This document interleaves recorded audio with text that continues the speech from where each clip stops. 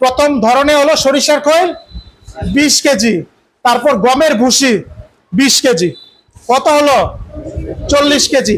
অটোকুড়া পাওয়া যায় না, অটোকুড়া হলো আপনার 30 কেজি। 5 নম্বর মডেল, সর্বশেষ যে মডেল সেটা হলো মধ্যে সরিষার খৈল দিবেন 15 কেজি এবং খুদ সিদ্ধ দিবেন 60 কেজি। কতটুকু হলো 60 আর 15 75 কেজি।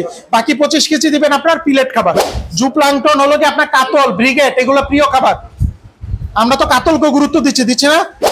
আচ্ছা, এখন আমরা আপনার কার্ব ফ্যাটেনিং নিয়ে মূলত আমরা আলোচনা করতেছি আজকে। এখন হলো আপনাদের দ্বিতীয় পর্ব। প্রথম পর্বে আমরা আলোচনা করছি কিভাবে পোনা আপনি ভালো চিনবেন, নিয়ে আসবেন, কতটুক শতকে ছাড়বেন, কিভাবে পরিশোধন করে ছাড়বেন, এই জিনিসগুলো বোঝা গিয়েছে। আজকের এই পর্বে 2 নম্বর পর্বে আমরা আলোচনা করব মূলত মাছের খাবারটা নিয়ে। মানে মাছটিকে ছাড়ার পর আপনি পুকুরে পরিচর্যা কিভাবে করবেন, কার্ব ফ্যাটেনিং এ পরিচর্যা কিভাবে করবেন। ঠিক আছে, এটা কিন্তু গুরুত্বপূর্ণ। যেহেতু পোনা শতকের হারটা গুরুত্বপূর্ণ ছিল, এটা কিন্তু নরমাল মাছের সাথে চিন্তা করলে হবে না। মাছের খাবারের হারটাও গুরুত্বপূর্ণ। এখন যে পয়েন্টটা নিয়ে আমরা আলোচনা করবো, মাছটাকে ছাড়ার পর সর্বপ্রথম কাজ কি, মাছের প্রতিদিন খাবার দিতে হবে।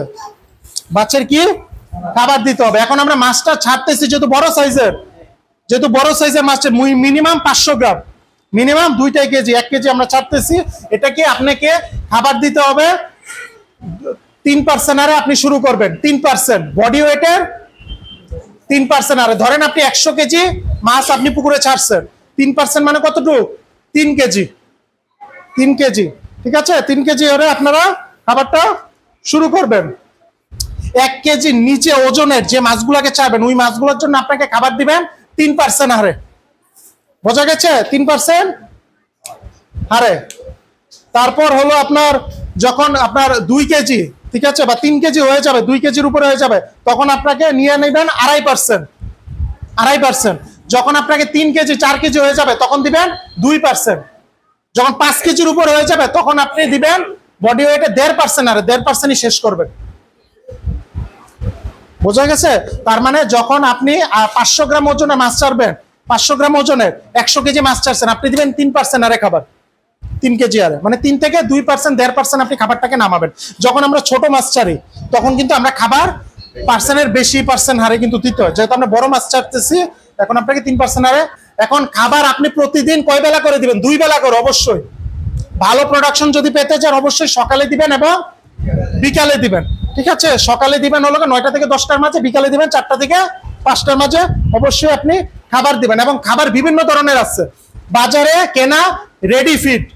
বাজারে কেনা রেডি ফিড একটা আছে ভাসমান খাদ্য, আরেকটা আছে আপনার ডুবা খাদ্য, যেটাকে আমরা বলি ভাসমান খাদ্য এবং ডুবাটাকে বলি ডুবা পিলেট। এবং এর পাশাপাশি আরেকটা পাওয়া যায় হলো আপনার কি লুজ খাবার পাওয়া যায় বাজারে।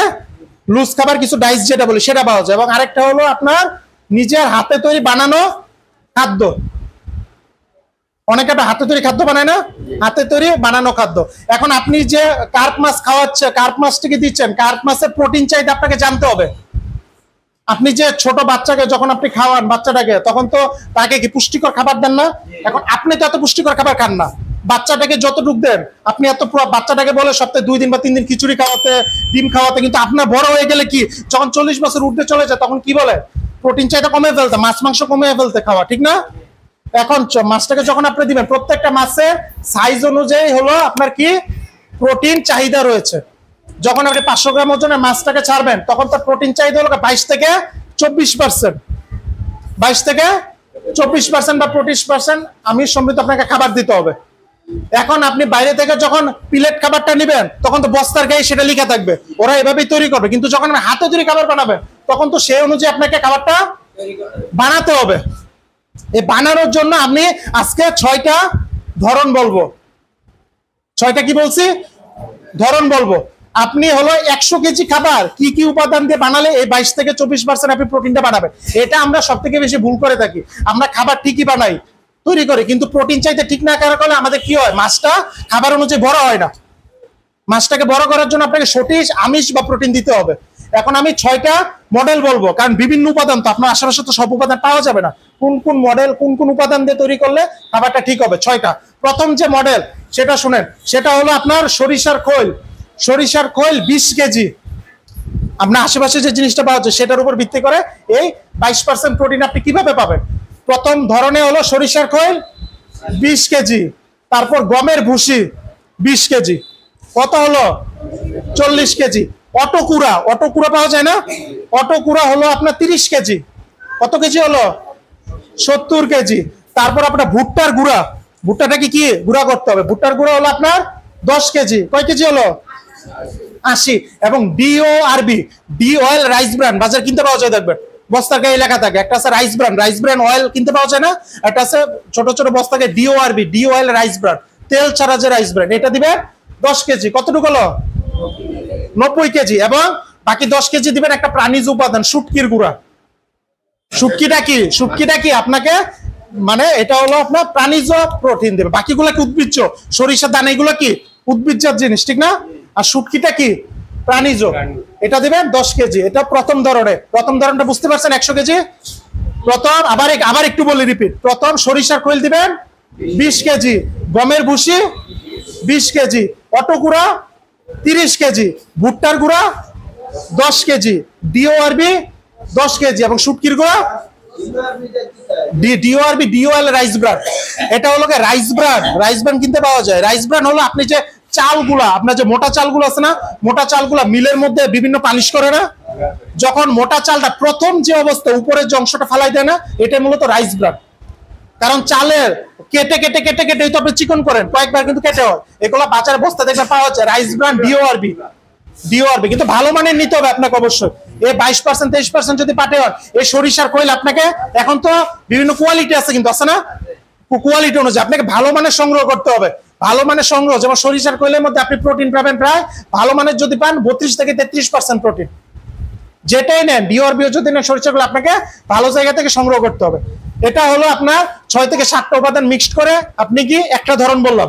2 নাম্বার ধরন আরেকটা, এটার মধ্যে উপাদান কম, সেটা সরিষার খৈল 20 কেজি। এটা আমি বলতেছি 100 কেজি খাবার 2 নাম্বার ধরন অনুযায়ী কিভাবে তৈরি করবেন। সরিষার খৈল 20 কেজি এবং অটোকুড়া দিবেন 55 কেজি। সব থেকে ভালো উপাদান ধরন হলো প্রথমটা, আপনি যত বেশি উপাদান মিক্সড করে খাবার বানাবেন তত কি হবে, তত ভালো আপনার জন্য। এখন সবাই তো সব উপাদান আপনি পাবেন না, ঠিক আছে। ধরেন আপনার এখানে অটোকুড়া আছে আর সরিষার খৈল আছে, সরিষার খৈল দিবেন 20 কেজি, অটোকুড়া দিবেন 55 কেজি, কতটুকু হলো 75 কেজি। 75 কেজি না, বাকি 25 কেজি দিবেন হলো বাজারের প্লেট খাবার। ধরেন আপনি 100 কেজি মাছকে খাবার পাবেন, ঠিক আছে, আপনার বাকি উপাদানগুলো নাই, তখন 25 কেজি প্লেট খাবার দিবেন, আর বাকি 75 কেজি কি করবেন, 20 কেজি দিবেন সরিষার খৈল এবং 55 কেজি দিবেন অটোকুড়া, এভাবে দেবেন। এবং সরিষার খৈল অবশ্যই আপনাকে আপনার 1.5 থেকে 2 দিন, যদি সম্ভব না হয় মিনিমাম 1 দিন ভিজিয়ে রাখতে হবে পানির সাথে, কিন্তু এটার মধ্যে একটা বিষাক্ত জিনিস থাকে। এটা কি সরিষার খৈল অবশ্যই মিনিমাম 24 ঘন্টা আপনাকে ভিজিয়ে রাখতে হবে। এটা আপনাকে বলছে বাবু প্লিজ 2 নাম্বার ধরন। এখন 3 নাম্বার ধরন কিভাবে তৈরি করবেন। 3 নাম্বার ধরন দিবেন সরিষার খৈল 30 কেজি, সরিষার খৈল 30 কেজি এবং অটোকুড়া দিবেন 70 কেজি। ধরেন আপনার এখানে কিচ্ছু নাই, আপনার টাকাও কম, প্লেট খাবারও কিনতে পারবেন, আপনার কাছে আছে শুধু অটোকুড়া আর সরিষার খৈল। সরিষার খৈল দিবেন 30 কেজি এবং অটোকুড়া দিবেন 70 কেজি, ঠিক আছে। এটা 3 নাম্বার ধরন। 4 নাম্বার ধরন যেটা, এটা হলো 4টা উপাদান মিক্সড করে, সরিষার খৈল দিবেন 25 কেজি, অটোকুড়া দিবেন 30 কেজি, কতটুকু হলো 55 কেজি, ডিওআরবি দিবেন 15 কেজি এবং 30 কেজি দিবেন খুদ সিদ্ধ।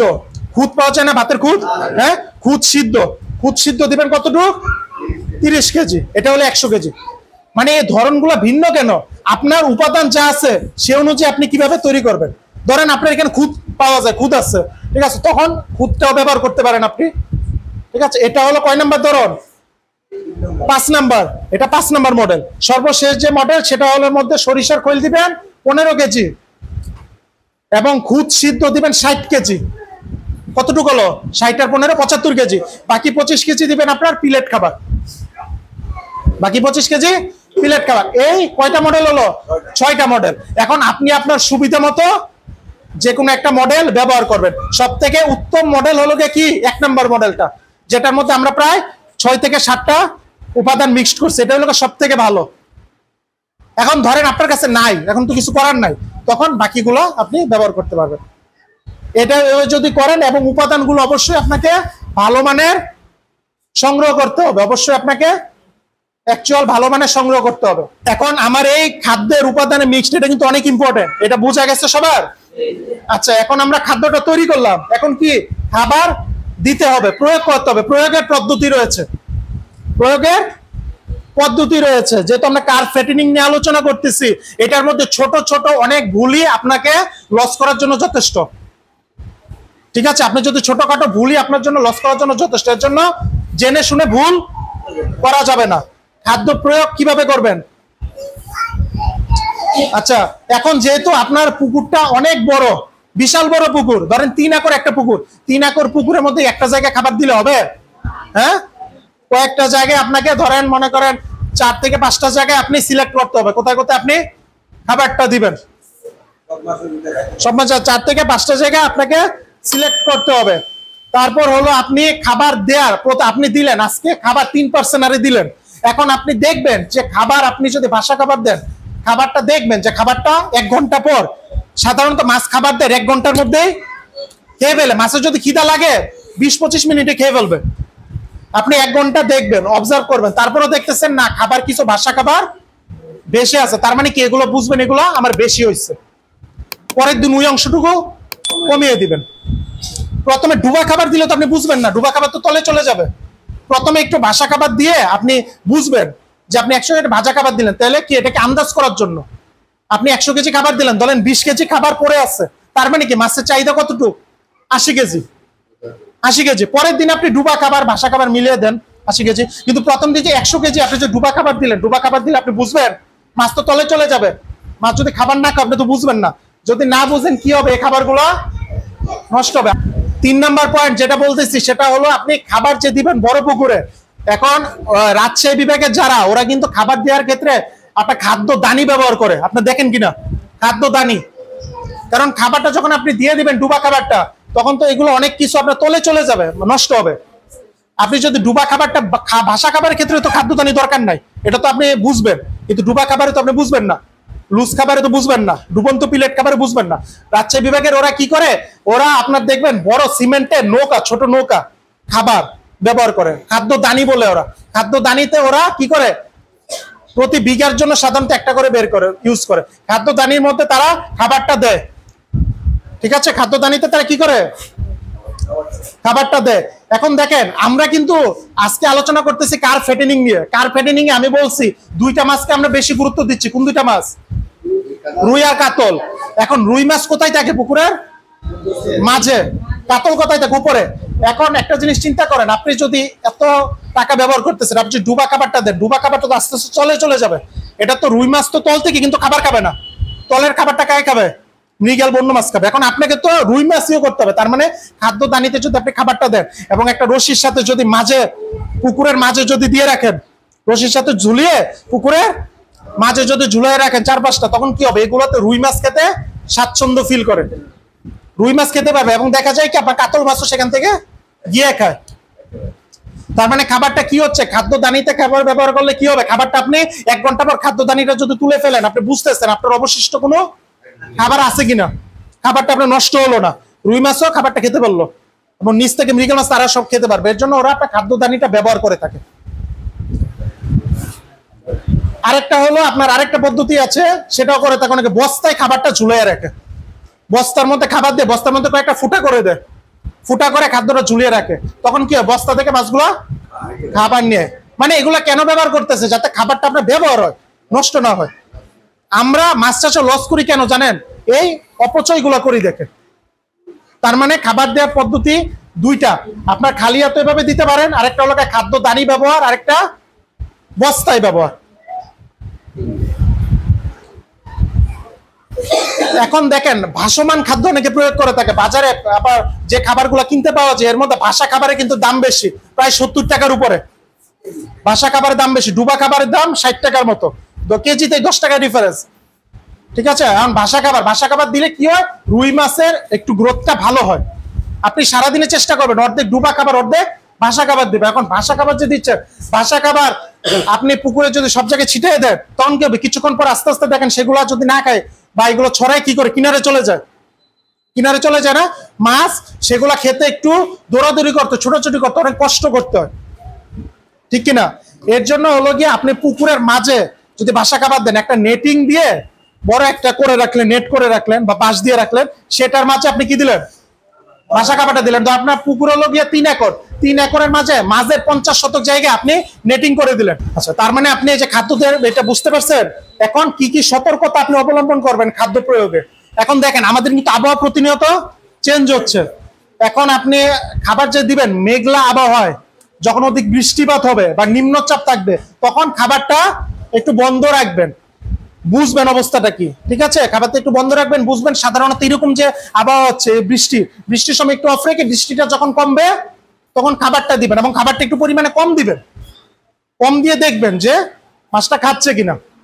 এই এই অবশ্য এই সময়টায় আপনার একটু ভাসা খাবার দিবেন, তখন তো ভাসা খাবারটা একটু কম দিলে আপনি বুঝতে পারবেন কতটুকু খাচ্ছে, ডুবা খাবারটা তো বুঝতে পারবেন না। যখন নিম্নচাপ থাকবে, যখন কি কোনো সমস্যা, যখন আপনি নিম্নচাপ থাকবে তখন খাবারটা অফ রাখবেন।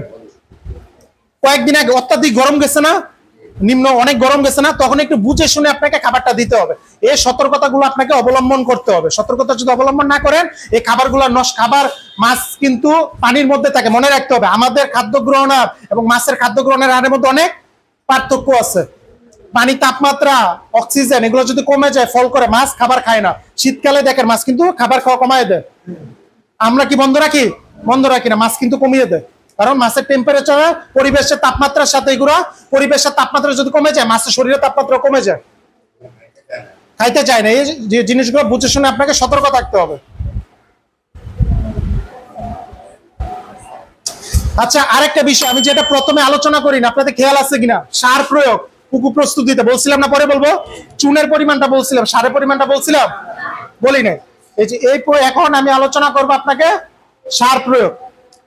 আমরা তৃতীয় ধাপে, এরপরে তো আরেকটা ধাপ আছে, ওই ধাপে কিন্তু আপনি আলোচনা করব মাসিক আপনার কি কি পরিচর্যা গুলো করবেন। একটু মনোযোগ দিয়ে শুনবেন, মাসিক কি কি পরিচর্যা গুলো করবেন। এই পরিচর্যা গুলো যদি ঠিক না রাখতে পারেন তাহলে ভালো প্রোডাকশন আপনি পাবেন না। এটা আমি বলবো কি তৃতীয় ধাপে। আজকে এখন আলোচনা করতেছি আমি কততম ধাপ, 2 নাম্বার ধাপ নিয়ে আলোচনা করতেছি। 2 নাম্বার ধাপের এখন বলবো আমি সার প্রয়োগ। আপনি মাছটা এখন দিচ্ছেন, প্রতিদিন আপনি খাবার দিচ্ছেন, এখন আপনাকে বুঝে শুনে সারও প্রয়োগ করতে হবে। কারণ বাংলা মাছ আপনার পুকুরটা পর্যাপ্ত বা হালকা সবুজ রাখতে হবে। বাংলা মাছকে শুধুমাত্র আপনি খাবার খাইয়ে লাভ করতে পারবেন না। পুকুর পর্যাপ্ত হালকা সবুজ বা বাদামি সবুজ আপনি রাখতে হবে। এটা কিভাবে রাখবেন? সার প্রয়োগ করে আপনাকে খাবার তৈরি করতে হবে। এটা আরো গুরুত্বপূর্ণ, একটু মনোযোগ দিয়ে শুনেন সারের পরিমাণটা। দেখুন, এখন আপনি আপনার পুকুরে, আপনার ওই যে পুকুরে আমি বলছিলাম না মাছ চাষের কয়টা শতক অনুযায়ী আপনি কি পরিমাণ মাছ করবেন, কতটুকু সিলভার কার্প দিবেন, এই অনুযায়ী এখন আপনি যে সারটা প্রয়োগ করবেন, সারটা প্রয়োগ করে আপনার পুকুরে ফাইটোপ্লাঙ্কটন এবং জুপ্লাঙ্কটন তৈরি হবে। যেটা আমরা বলি পুকুরটা সবুজ থাকে, ওটা হলো ফাইটোপ্লাঙ্কটন। এখন ওই ফাইটোপ্লাঙ্কটন সবুজটা কোন মাছ খায় জানেন? Silver carp. সিলভার কার্প খায়, ঠিক আছে। তারপর হলো গিয়ে আপনার কাতল, আপনার জুপ্লাঙ্কটন খায়, ছোট ছোট প্রাণী খায়, কাতল এবং ব্রিগেড, ঠিক আছে। কিছু রুই মাছ খায়, নিচের স্তরে মাছগুলো এত খায় না, ঠিক আছে। এখন যদি আপনার পুকুরে সিলভার কার্প বেশি থাকে সে অনুযায়ী আপনাকে সারটা দিতে হবে। এখন আমি বলি, আপনার যদি শুধুমাত্র আপনি কোনো রাসায়নিক সার প্রয়োগ না করেন, শুধুমাত্র জৈব সার প্রয়োগ করেন, শুধুমাত্র সরিষার খোল প্রয়োগ করেন, তাহলে 6 থেকে 7 দিন পর পর প্রতি বিঘায় শুধুমাত্র সরিষার খোল যদি প্রয়োগ করেন 6 থেকে 7 দিন পর পর আপনার 6 থেকে 7 কেজি করে দিবেন, ঠিক আছে। যদি আপনি রাসায়নিক সার প্রয়োগ না করেন, এটা বলতেছি, এটারও কিন্তু আপনার 4টা থেকে 5টা ধরন আছে, আমি ধরন বলতেছি। আপনি আপনার পুকুরে শুধু সরিষার খোল দিবেন, প্রতি বিঘার জন্য আপনি 10 থেকে 12 দিন পর পর কতটুকু করে দিবেন? হ্যাঁ, 6 থেকে 7 কেজি। আচ্ছা, এখন ধরেন আপনি সরিষার খোল দিবেন না, সরিষার খোল দিলে আপনার পুকুরটা বেশি সমস্যা হয়, আপনি শুধু রাসায়নিক সার দিবেন, তখন কতটুকু করে দিবেন? আপনি ইউরিয়া দিবেন প্রতি বিঘায় 2 থেকে 3 কেজি, ইউরিয়া দিবেন প্রতি বিঘায় 2 থেকে 3 কেজি, টিএসপি দিবেন 4 থেকে 5 কেজি, এবং মিউরেট অফ পটাশ দিবেন 1 থেকে 2 কেজি। এটা হলো শুধুমাত্র যারা রাসায়নিক সারটা প্রয়োগ করবেন। এটা এখন আপনি অনেক পুকুরে কিন্তু ইউরিয়া দেয়া যায় না। কোন পুকুরে আপনি ইউরিয়া দিবেন না? ধরেন আপনার খাবারের উপর এটা ডিপেন্ড করে। আপনি আপনার পুকুরের মধ্যে শুধুমাত্র আপনি হাতে তৈরি খাবার দিচ্ছেন, কোনো মাত্র বাইরের কোনো খাবার দিচ্ছেন না, আপনি শুধুমাত্র হাতে তৈরি খাবার দিচ্ছেন।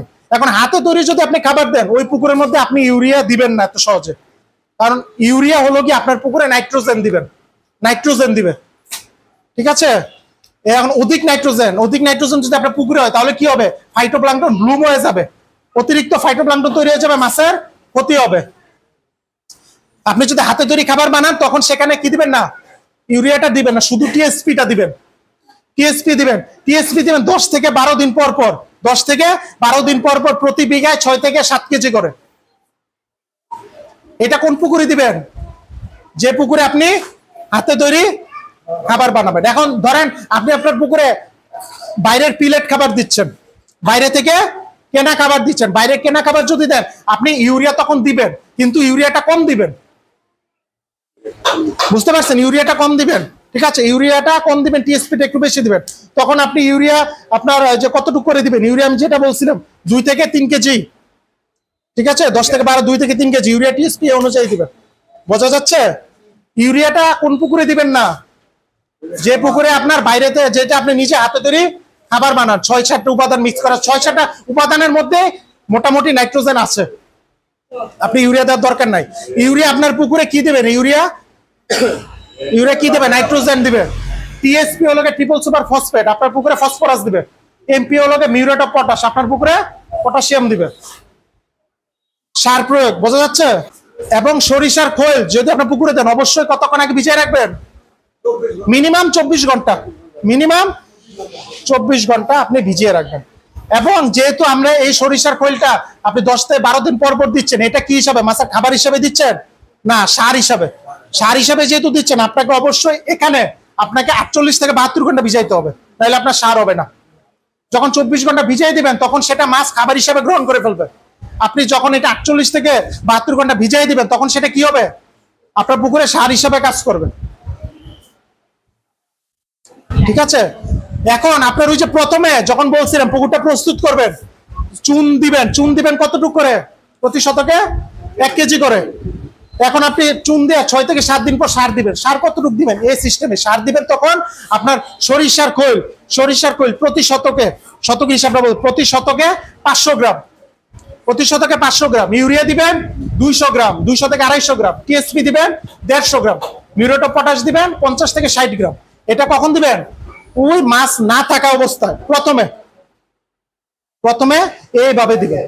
আচ্ছা, এখন আপনার এই যে আমরা আপনার সার যে প্রয়োগ করছি, ইউরিয়া, টিএসপি, এগুলো প্রয়োগ করে আমাদের কিন্তু ফাইটোপ্লাঙ্কটন তৈরি হয়েছে, কিন্তু আপনাকে জুপ্লাঙ্কটন তৈরি করতে হবে।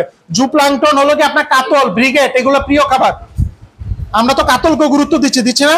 কাতল কিন্তু এই ফাইটোপ্লাঙ্কটন গুলো, উদ্ভিদজাত কণাগুলো খুব কম খায়, ওরা খায় প্রাণীজ প্লাঙ্কটন গুলো। প্রাণীজ প্লাঙ্কটন বলে আপনি খালি চোখে দেখবেন না, সন্ধ্যার পর গ্লাস উঠাইলে দেখবেন ছোট ছোট পোকা ঘোরাঘুরি করে। এখন এটা আপনি আবার তৈরি করার জন্য আপনার মাসে 2 বার একটা ডোজ করবেন। আমরা তো সার দিয়ে ফাইটোপ্লাঙ্কটন তৈরি করছি, জুপ্লাঙ্কটনের জন্য একটা ডোজ করবেন। সেটি হলো আপনার শতকে 100 গ্রাম সরিষার খৈল, 150 গ্রাম অটোব্রান বা অটোকুরা, ঠিক আছে? কি বলছি? শতকে 100 গ্রাম সরিষার খৈল, 150 গ্রাম অটোকুরা, এবং 50 গ্রাম চিটাগুড় চিনতে পারছেন? লালি বা লাভ, হ্যাঁ, 50 গ্রাম চিটাগুড় এবং 5 গ্রাম ইস্ট। বাজারে মুদির দোকানে ইস্ট পাওয়া যায়, যেগুলো বেকারিতে পাউরুটি ফোলানোর ক্ষেত্রে ব্যবহার করে, ইস্ট, এগুলো মুদির দোকানে পাবেন। শতকে কতটুকু? শতকে 5 গ্রাম ইস্ট, 50 গ্রাম চিটাগুড়, 100 গ্রাম সরিষার খৈল, 150 গ্রাম অটোব্রান। এটা মাসে 2 বার দিবেন। এটা আপনি দিবেন হলো কি আপনার 500 গ্রাম পানি, এগুলোর সাথে 500 ml, গ্রাম তো বলি না, 500 ml পানি দিয়ে আপনি এটাকে 72 ঘন্টা এয়ারটাইট একটা ড্রামের মধ্যে রাখবেন, যাতে বাতাস না ঢুকতে পারে। বুঝতে পারছেন? একটা ড্রামের মধ্যে প্রতি শতকের হিসাব, আপনার পুকুর যতটুকু সেই হিসাবে আপনি করবেন। প্রতি শতকে 100 গ্রাম সরিষার খৈল, 150 গ্রাম অটোব্রান, 50 গ্রাম ইস্ট, 50 গ্রাম চিটাগুড়, 5 গ্রাম ইস্ট। এটা 500 ml পানির সাথে মিশিয়ে 72 ঘন্টা একটা ড্রামের মধ্যে মুখ বন্ধ করে রাখবেন, 72 ঘন্টা। তখন এখান থেকে আপনার কি হবে? একটা ব্যাকটেরিয়া তৈরি হবে। এটা আপনি পুকুরে তখন ছড়ায়া দিয়ে দিবেন। এটা আপনার পুকুরে জুপ্লাঙ্কটন তৈরি করবে। এটা মাসে 2 বার দিবেন। এভাবে আপনি সার প্রয়োগ বা এই জিনিসগুলো করবেন। ঠিক আছে, তার মানে এখন এতক্ষণ আমি আলোচনা করলাম কি মাছ ছাড়ার পর পুকুরে আপনি আপনার কার্প ফ্যাটেনিং এ কিভাবে খাদ্য দিবেন, কিভাবে সার দিবেন, খাদ্য দেওয়ার পদ্ধতিগুলো কি আপনারা সবাই বুঝছেন? সবাই আমি বুঝাইতে পারছি? এটা হলো গিয়া পর্ব 2।